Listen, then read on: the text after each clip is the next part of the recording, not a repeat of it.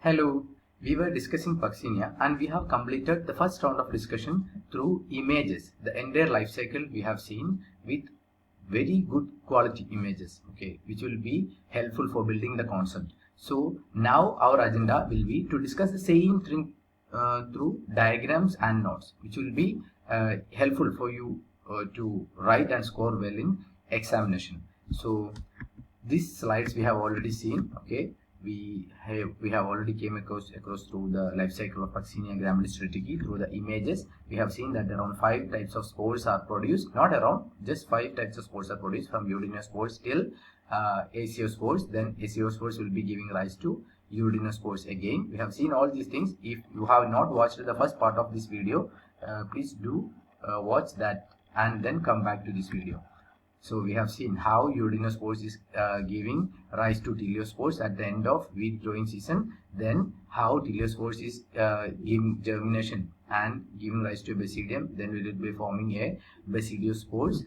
Then we have seen that these basidiospores will be falling on the surface of the barberry plant. That will be forming a structure called spermagonia or pycnidium, and it will be creating pycnidiospores. Okay, these pycnidiospores will be fertilizing the fertile hypha of opposite strain, and that will be this will be happening at the top of the top side or the upper surface of the leaf of barberry plant, and then at the lower part of the leaf of this barberry plant, this mycelium will be fusing, and that will be forming acea or acial cup. That will be giving rise to aciospores. These aciospores will be moving during the summer season towards the wheat plant, and that will be giving rise to uridinospores, where we began. Okay, this is the uridinospores. Now we will be seeing the same thing. Okay, this slide also we have already explained. Okay, and now we will be seeing everything through this diagram. As we have already seen, on the surface of the wheat plant there will be the aggregation of the mycelium, which got formed due to the germination of aciospores. Okay, aciospores came from the barberry plant and fell on the wheat plant during the summer season, and these aciospores will be giving rise to a dikaryotic mycelium. There will be 2 types of nuclei, okay, and some of the hypha will be forming an erect hypha called the stalk, and this erect hypha will be bearing uridinospores. Okay, now you see the uridinospores. You can see that this uridinospores is unicellular, only one cell, and it is dikaryotic. There are 2 types of nuclei within it, and this particular spore is having an orange red type of texture, which will be giving rise to that brown colored pustule on the surface of the wheat. And it is having 2 layers called intine and exine. Exine is outside and intine is within that. Then you can see germ pores. Okay, germ pores means what? For releasing the germ tube. There are 4 germ tubes, 2 on this side and 2 on front side and back side. Okay, so there are 4 germ tubes, and each will be during the time of germination. It will be giving rise to during the summer season only, while it is infecting the wheat plant back to back, it will be forming this germ tube. Each germ tube will be dikaryotic. So by the end of wheat harvesting season, by the end of wheat growth season, these uridinospores will change its growth phase, because it came to know that okay, wheat growing season is over. Now it will not be getting nutrients and all, so it has to face the harsh winter season now ahead. So it will be changing its structure to black colored thick walled teleotospores or teleospores. Okay, these teleospores will be falling on the ground or on the dead wheat plant, and it is having a di-celled or 2-celled structure, 1 cell on the top, one cell on the bottom. You can see that uridinospores was oval shaped, okay, but teleospores or teleotospores is spindle shaped. Okay, a triangle like or spindle shaped. 2 cells are there, and both cells will be dikaryotic. Why? It is formed by the creation of dikaryotic uridinospore mycelium. Okay, so this particular dikaryotic 2-celled structure got created. It is having a thick wall because it has to overcome the harsh winter season. As we have seen in the previous lecture, we know that it is completely black colored structure. So it is actually initially dikaryotic, right? As I told in the previous video itself, in that video I have shown the image of a mature teleotospores. That's why it was showing like this, a like fused condition. These 2 nuclei, during the time of its germination, it will be fusing. Okay, bottom cell and top cell, both nuclei will be fusing. In this cell also it fused, in this cell also it will be fusing. Here you can see fused. Now there is a germ pore. In the top cell it will be towards the apex, and in the bottom cell towards the near to the septum. This is the septum. Near to the septum you can see a germ pore.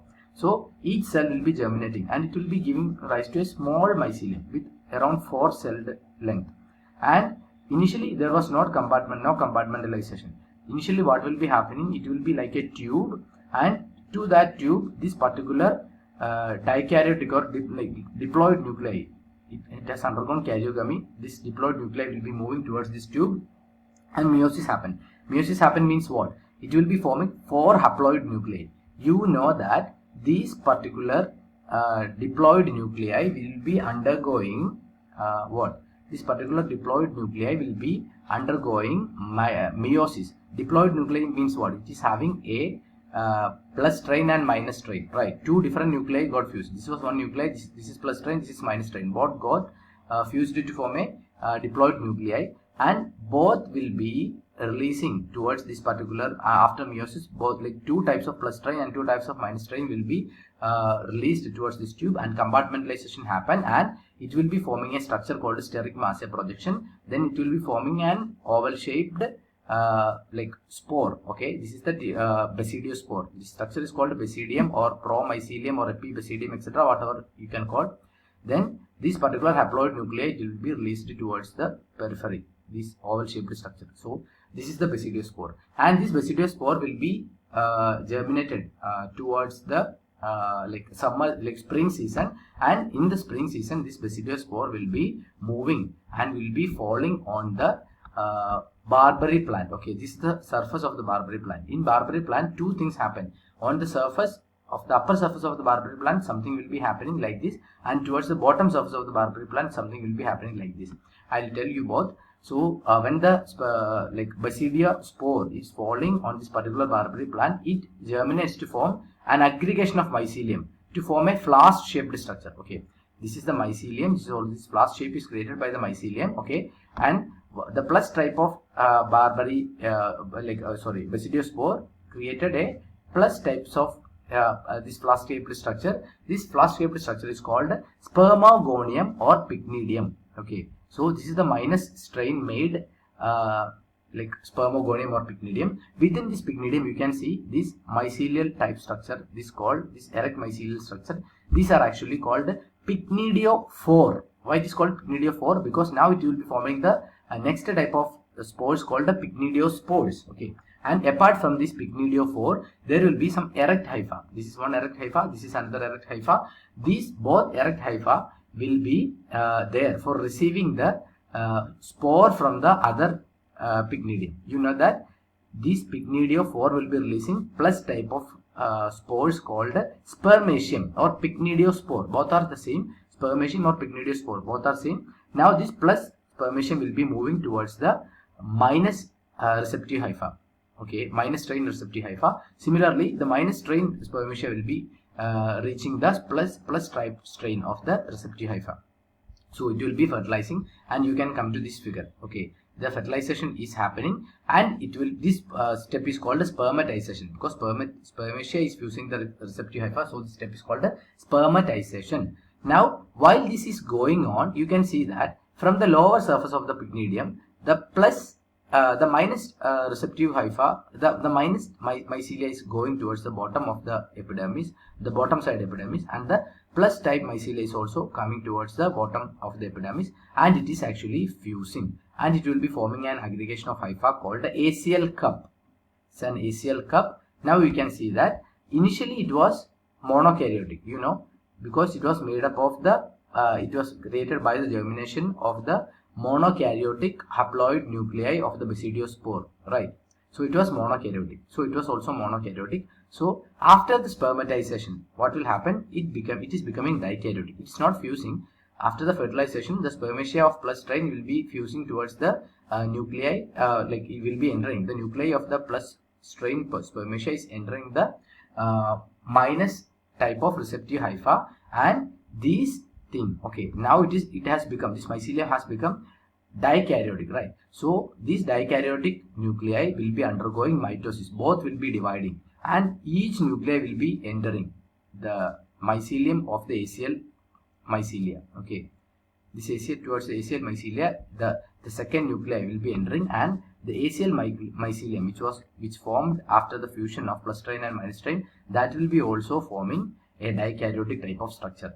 And each of the cell of the dikaryotic mycelium of this particular acial cup, that will be acting like a ACO4. ACO4 means what? Now it will be carrying ACO-spores. Okay, this ACO-spores is actually like this, a large cell and a small cell, a large cell and small cell. So between a large cell, two large cells, there will be formation of a disjunctor or a small cell. So at this, towards this sterile small cell, this both will be attaching. These large cells will be attaching. This ACO spore will be having, this ACL cup will be having an orange colored structure, orange colored image, visual it will be giving. So this is about ACO spore. Now this ACO spore, during the active wheat growing season, that is towards the summer season, it will be moving towards the wheat plant, and it will be infecting the wheat plant, and it will be germinating to form the urideospores. Okay, so this is the life cycle. I have attached the note. 2-3 things again. The life cycle is complex, and it will be involving multiple stages, because 5 types of spores have to be formed. Okay, it is having, this PUCCINIA is having a feature called biological specialization. Why it is called biological specialization? Because it infects only specific host, because urideospore can infect only wheat plant, it cannot infect the barberry plant, and ACO spore can infect only the wheat plant and not the barberry plant.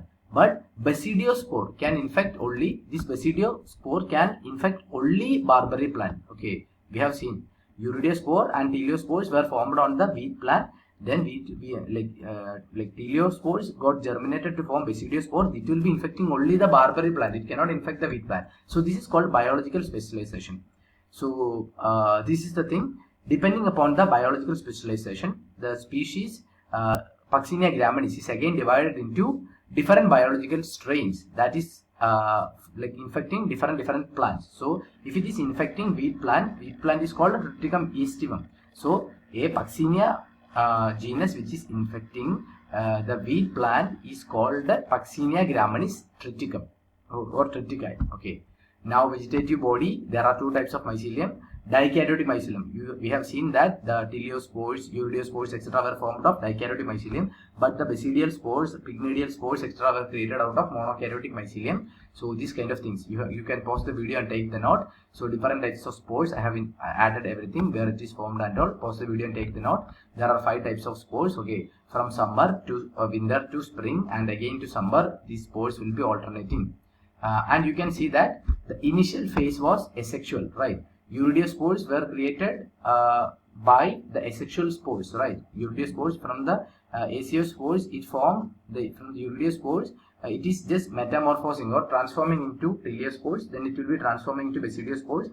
At the basidiospores, when it got germinated, its mycelium got fused and it formed the ACO spores. So from the ACO spores, urideospores was formed. Okay, so there is an asexual cycle, and after the fusion of the basidial mycelium or pycnidial mycelium, you can see the formation of sexual stage. It will be creating the ACO spores. So there is a primary host called wheat and an alternate host called barberry plant.